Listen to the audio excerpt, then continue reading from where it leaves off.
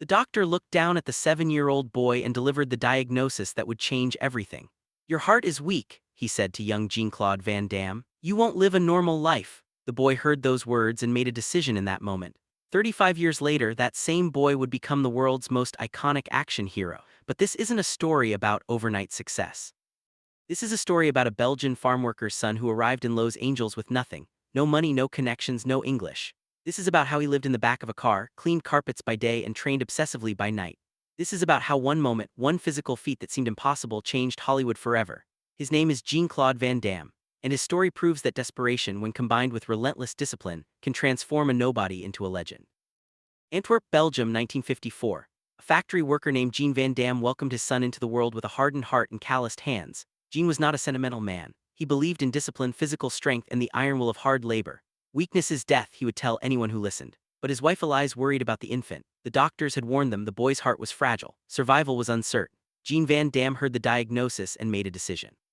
He would not raise a weak son. If the boy was going to live, he would live strong. He would live disciplined. He would live like a warrior, not a victim. Young Jean-Claude grew up in a house where softness was forbidden. His father woke him at dawn for physical training, exercises, running. Later, at age 7, Jean enrolled his son in karate, not as a hobby, as survival training, as a way to prove to fate itself that this boy would not be broken by his weak heart. At the Antwerp dojo, a sensei named Claude Goetz noticed something unusual about this small, frail child. Most children train because their parents forced them. But Jean-Claude trained like his life depended on it, because it did. "You have something inside you," Goetz told the boy after his first week of classes. "Most people don't have it. Do you want to find out what it is?" The question changed everything. Jean-Claude nodded. From that moment forward, karate wasn't punishment, it was purpose.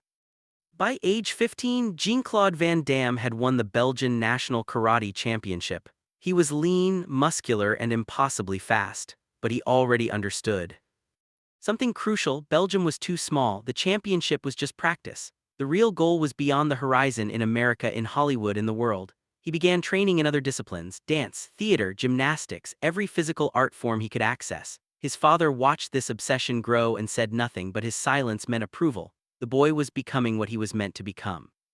In his late teens, Jean-Claude worked as a police officer in Antwerp's karate unit, but at night he studied acting.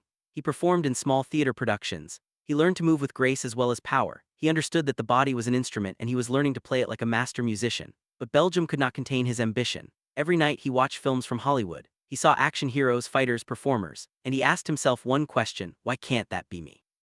Why can't I be bigger than this? August 1982.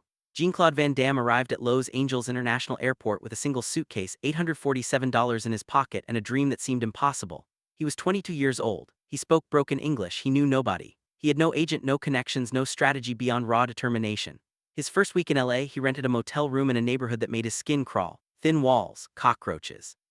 The couple next door fought constantly. He could afford the room for exactly 7 days. After that, he had no plan. He walked into Gold's Gym on the first morning, desperate. He approached the manager with a simple proposal: "I will teach karate classes for free, I just need a space to work." The manager saw the intensity in his eyes and agreed. Free classes, no pay, no security. By day, Van Damme worked whatever jobs he could find. He cleaned carpets. He delivered packages.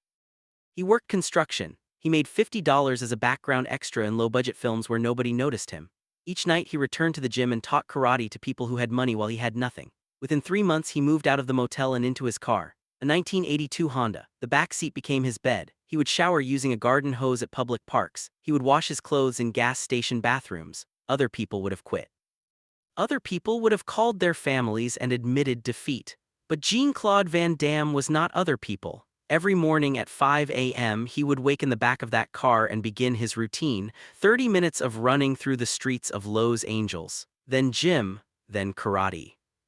Then acting classes at night, classes he could barely afford but attended anyway. Then late-night jobs to pay for those classes. He operated on 5 hours of sleep for nearly 2 years. His first film role came in 1983, a tiny part in a low-budget action film called Showdown in Little Tokyo. He appeared in the background for maybe 40 seconds total. Nobody noticed, but a second assistant director saw him move and made a mental note: "That Asian guy, he moves differently." 1984, he got another small role in Missing in Action 2 with Chuck Norris. 3 scenes, no lines of dialogue, just a villain who fought briefly and died. But in those 3 scenes, something magical happened. The camera caught him in a moment of pure physical expression. When Van Damme moved, the entire frame seemed to shift with energy. Chuck Norris noticed. After filming one scene, he pulled Van Damme aside. "Where are you from, kid?" "Belgium." "Belgium, who trained you?" "I trained myself. My teachers, they show me the way, but I show myself the discipline." Chuck Norris smiled. One day everyone will know your name because what you have that's rare, very rare, but rare didn't pay rent. By 1986, Van Damme still lived in his car, still worked construction, still taught karate for nothing. The small acting roles had not led anywhere. He was invisible, just another struggling actor in a city full of thousands of struggling actors. Then in 1987, a low-budget martial arts film called Kung Fu Master was being shot. The director Marc Disselet was looking for an unknown martial artist to play the lead. An agent submitted Van Damme's photo. Disselet took one look at the picture, the intensity in the eyes, the lean muscularity, the karate stance, and said yes. For the first time, Jean-Claude Van Damme would be the star of his own film. Filming began in late 1987, for the first time in his life. Van Damme made real money, $15,000 for the film. It was more money than he had ever earned in a single year. He moved out of his car. He rented a small apartment. He bought new training equipment. He felt, for the first time since arriving in America, like maybe it was actually going to work. But on set, problems emerged immediately. Van Damme's martial arts skills were flawless. His kicks were poetry. His punches were pure physics, but his acting was wooden, stiff. He delivered lines like a robot reading a script. The emotional core that every good film needs was absent. Director Marc Disselet pulled him aside. "Your body is incredible," he said. "Your technique is perfect, but I need you to feel something. You're playing a man with a past, pain, loss. Can you show me that pain?" Van Damme tried, he really tried, but he had spent his entire life building walls around his emotions. Weakness was death, his father had taught him, and emotions looked like weakness. When Kung Fu Master was released in 1988, the reviews were brutal. The physical sequences were praised. Van Damme demonstrates remarkable martial arts ability, one critic wrote, but the overall film was dismissed. A thin story with nothing underneath, another reviewer concluded.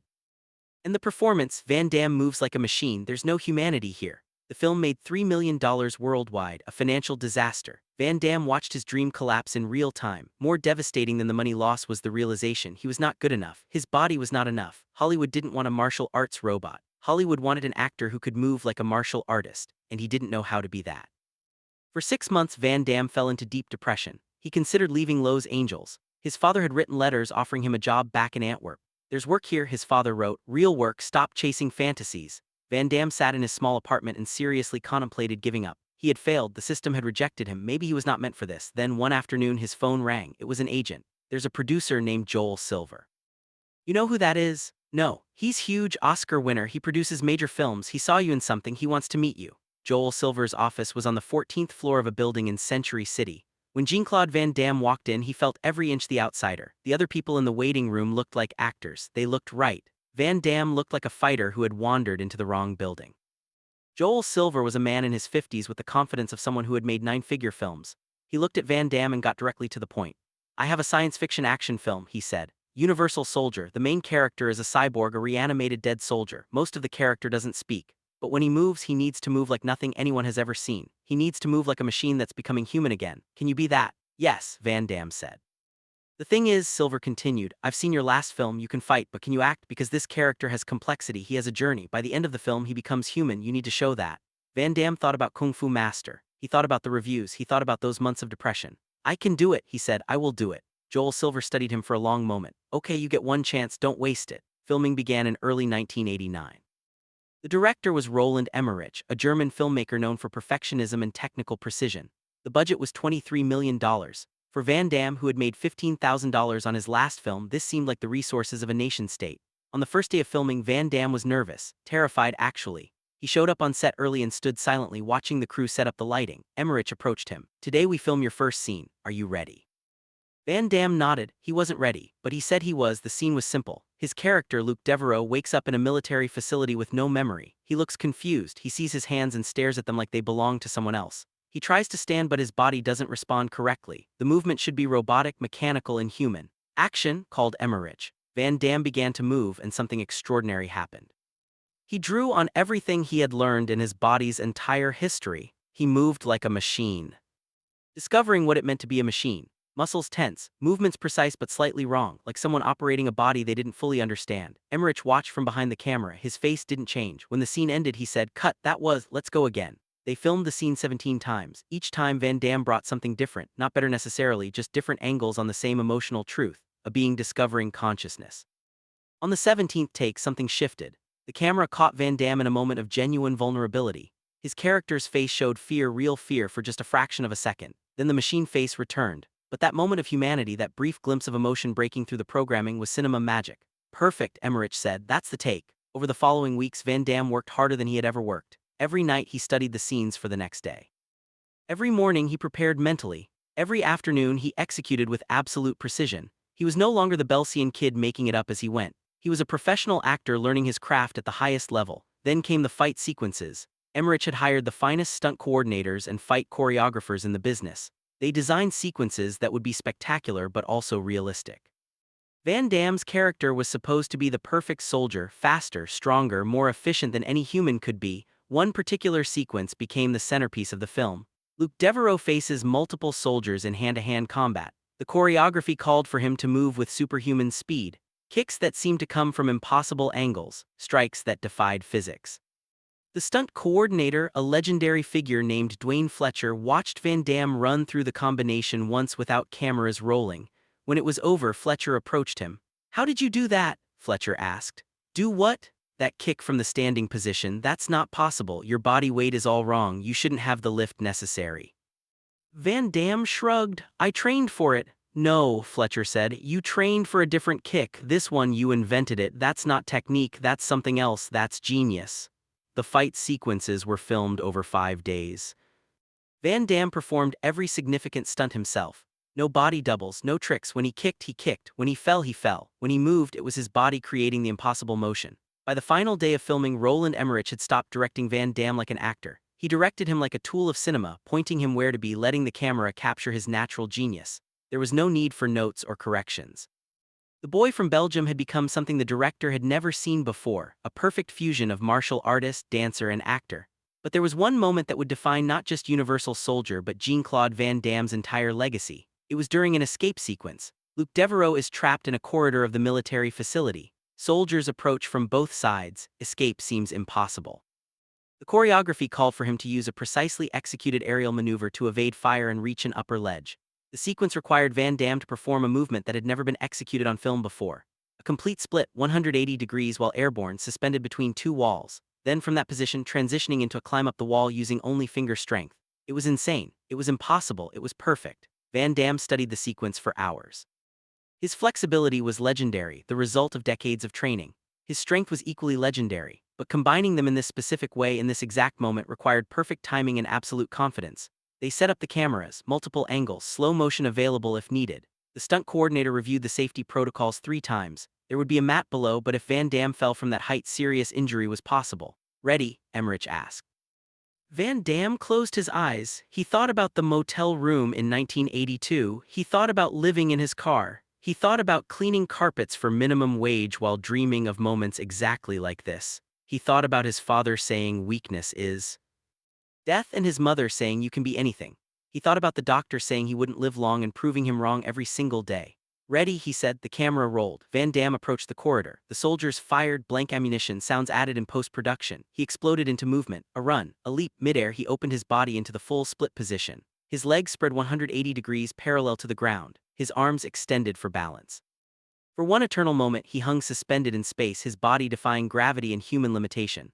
The camera captured every frame, a man frozen in physical perfection, human flesh transformed into something greater. Then he continued. From the split position, he rotated his body and grabbed the wall ledge. Using essentially only his fingertips, he pulled himself up. His core muscles contracted with explosive power. He reached the upper ledge and pulled himself over. Cut.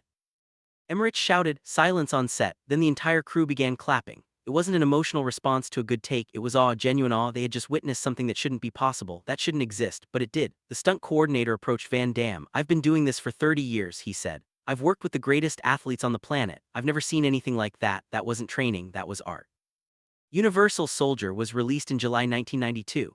The film made $36 million worldwide, a substantial success. But more importantly, it changed Hollywood's understanding of what an action film could be. The reviews focused on the fights, on the choreography, on the technical achievements, but they all centered on one element: Jean-Claude Van Damme's physical performance. One critic wrote, "Van Damme moves like no actor we have ever seen. He has the precision of a dancer, the power of a boxer, the flexibility of a gymnast, and something else, something that can only be described as genius." The split scene became instantly iconic. Within weeks, people were going to see the film just to watch that one 30-second moment. By the time it reached video stores and later DVD, that scene had been watched millions of times. More importantly, it validated something that Jean-Claude Van Damme had always believed. The body could tell stories that words could not. The body could express truth that dialogue could only approximate. Physical perfection could be a form of art as valid as any painting or symphony. Over the next 5 years, Van Damme made 7 more action films: Double Impact, Hard Target directed by John Woo, Sudden Death, Time Cop, Kickboxer, though this came before. Each film showcased his ever-evolving physical abilities. Each film featured at least one moment of movement that seemed to exist outside the normal laws of physics. But the splits in Universal Soldier remained the moment that defined him. The image was used on posters, in magazines, in film history books. It became the visual representation of transformation, discipline, and the conquest of the impossible. Jean-Claude Van Damme, the boy whom doctors said wouldn't live long, had created an image that would outlive them all. The boy whom his father pushed to be stronger had become stronger than he could have imagined. The boy who lived in his car had become a global superstar. And it all came down to that one moment, that one split, that 1 second where a human being defied every limitation and proved that with enough discipline, enough sacrifice, and enough will, the impossible becomes inevitable.